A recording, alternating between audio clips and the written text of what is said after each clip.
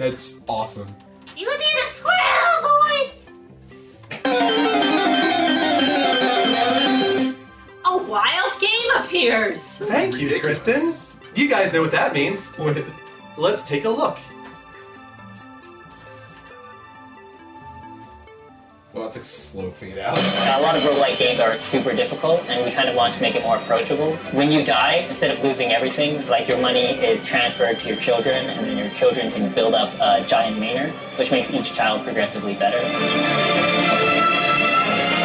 So a lot of RPGs, what they do on the leveling scale is they do these giant spikes. The first time you play, before you reach NG Plus and everything, the enemy level's kind of where we wanted the player to be. But if people want to grind, they can kind of overcome their, I don't want to say deficiencies, but if they're not like super talented at the game, that was the whole point of our system, which is why we go for micro scaling instead of the macro scaling you get in most other games. One of the big reasons people are like, oh, I just want to be a knight and I want to pick knight all the time. One reason we don't allow players to do that is because we wanted them to master the game. In a lot of RPGs, you have to pick your class at the very beginning. Like, oh, I want to be a mage, and then you turn out, I don't actually like the way mages play. I wish I would have been a fighter. We didn't want that. We didn't want regret right at the very beginning of the game. We wanted to remove all of that kind of paralysis of choosing. So that's why we made it all random. When we made each class, we wanted to make sure they played in a pretty distinct way.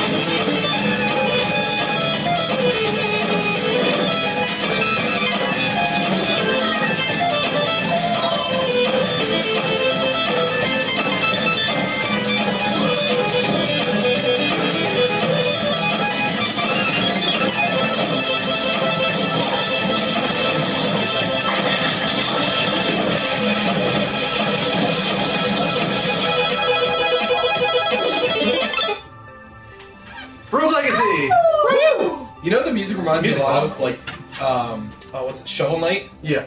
It reminds me a lot of Shovel Well, Knight. yeah, Shovel Knight is kind of the more recent version of Rogue Legacy in a way. That's the one that's kind of taken, like, the PC by storm, and Wii as well. But Rogue Legacy is a game that came out on PC last year. It was actually June 27th of 2013, but it's coming to PS4 and PS3 and Vita cross-buy across all platforms on July 29th, 2014. You guys saw on the video there that it's developed by Cellar Door Games, and there's only two people that work there. They're brothers, actually, by the names of Kenny and Teddy Lee. I think that was Teddy there that was speaking at the beginning. It took them a really long time. This was their biggest project that they've ever done. It took them 18 months. Yeah, 18 months to beat it. But they said that the inspiration for the game was the Souls series, Dark Souls and Demon Souls. Yeah, and also Spelunky and the Binding of Isaac, which I hear is a really cool game. You know what's actually kind of cool about this before we go on? Yeah, sure. Is when this plays, now that we have this, don't you feel like you're in an old school arcade? You don't hear anything. Yeah. You just see like gameplay, like random bits and pieces of gameplay. Yeah. I feel like I'm in an old school arcade. Mark, do you agree with me? Yes, definitely. I love this. I love that we start doing this now. So, you like that we started doing this? It's a good segment. AppSkater says it looks like Ghosts and Goblins. That's exactly what they put it there, actually, yeah. You can see there, with the castle he's in, that's one of many dungeons, but it's procedurally generated. Right, they're all random. I'm loving the custom characters. Like, not only is each character different, but it's random, I guess, afflictions. Yes. Well, if you want to call them that, they're one guy afflictions, is but they over- give you power-ups in a way. Yeah, the one guy is over flatulent, the other guy's colorblind. Like, I mean, let's get into the One basics. person was nearsighted, and so certain parts of the screen was fuzzy. Yeah. It's like, this is so smart. You actually want to die in this game, so you can figure out right, so what you can happens see what next. the new characters are. Let's get into the basics, though. Like we were saying, there's a whole bunch of dungeons that are procedurally generated, but every dungeon has 4 bosses in 4 unique environments, and then finally a final boss. Just like all those old school games, it's kind of like a Zelda, a side-scrolling Zelda, because you have basic abilities like jump and slash, but you also have secondary abilities that use your mana. I'm not sure. You've seen a few in the trailer alone. I think Flatulence alone is kind of like a power up of sorts that uses your You mana. probably fart to get higher or something. Yeah, something crazy It's like a triple that. jump. Yeah, it's a triple jump. But as we were just saying, the main draw of the game comes from death.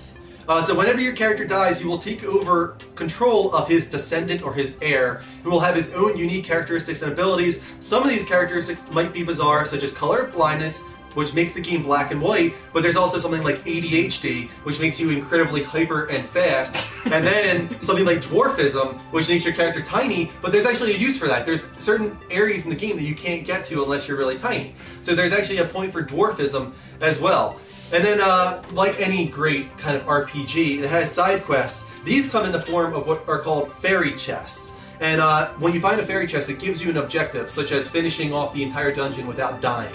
And then if you are able to do that, you get whatever is inside the fairy chest. Cool.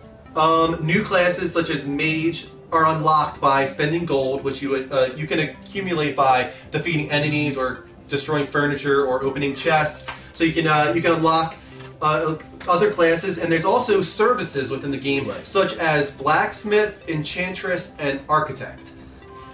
The blacksmith. These are, to me, what really draws you into a game. You can play this over and over again, but if you don't have customization or anything to it, you're not going to keep playing. So they have the blacksmith, who needs blueprints, which are found in dungeons, and he creates new armor or equipment. The enchantress needs runes. These are found in the fairy chest. They give the player new enhancements. Probably kind of like your, afflictions, I like to call them. So you won't start with a character that has flatulence or irritable syndrome or whatever they quoted in there. But you'll get to later on. That was one of the things that they said that was shown in the very beginning. Yep. And finally, the architect. This is actually something that's going to be From the extremely... Matrix. Yes, he's going to look a lot like Will Ferrell. Yeah. Do you get the reference? Yes, I get the reference. Right. Yeah. And so the architect is actually going to, in my opinion, be the most handy out of all of them, because he's going to unlock dungeon layouts so that a new one is not randomly generated if he receives a portion of the gold found in the dungeon. Yeah. So that's actually the big draw, because you can... I mean, people like playing the same thing over and over again, but you can only play it as the same character. Yeah. Different characters in the same place every time, so many times. You also saw in the trailer that a lot of it comes back to that building, that manor or manor, however you want to say it. He called it manor in the he also had a huge accent. Yes. I'm hoping you don't call it manor, because you're, English speaker. American. But yeah, that also allows for even more like in-depth customization. You can build your own manor, and the stuff that you collect in the world and the stuff that you do with the architect and all that kind of stuff allow you to improve your manor. In the Gumme. And what was that? The Gumme. Gumme. Well, if you can say manor, I'm going to say Gumme. Gumme, yeah. A rune, right there, that was something from a fairy chest. A rune, which is then what you use with an enchantress in order to try and get extra like abilities. There's no co-op in this, right? I don't think there's any co-op in this, but it is like it says in the title. It's a rogue game, kind of like Don't Starve, right? Where you start over pretty much every time you die with a new character. And that person has its own abilities. So we've heard really, really great things about this game. That's why we wanted to highlight it really quickly. There's not a lot to talk about, but it comes out July 29th for the PS4, PS3, and Vita, like a week and a half away. If you buy it on one, you get it on all, cross-buy, which is awesome. I love when Sony does that. So if you guys think it looks cool, check it out. In a week and a half, I've heard really good things about I'm probably going to get it. I think I would like it. Is it? It's only like, what, $15? Yeah, probably 15, I bet, yeah. It's even cheaper on Steam, which is why I think some people will be disappointed, because I think it's like $2 or $3 on Steam. So if it comes out to be 15, everyone's going to complain. Hell, dude, if it's like $5-10, and you that'd be awesome. That would be 10. I'd be especially happy with 10. I would be okay with paying $10. I'd probably pay 15. You probably would like this $15. Yeah. It's your typical side scroller. Yeah. No, dude, it's $15 on PC. Oh, really? They must have had a Steam deal or something. I must have saw. They might have had a Steam deal because it is available on like Amazon, Good Old Gamers, which is really good and has like some serious deals on there too. Yeah. Steam. $15 through their website, so directly to the dev if you want to contribute money. They also actually have a PC demo for free. Nice. That you can download and check out if you want.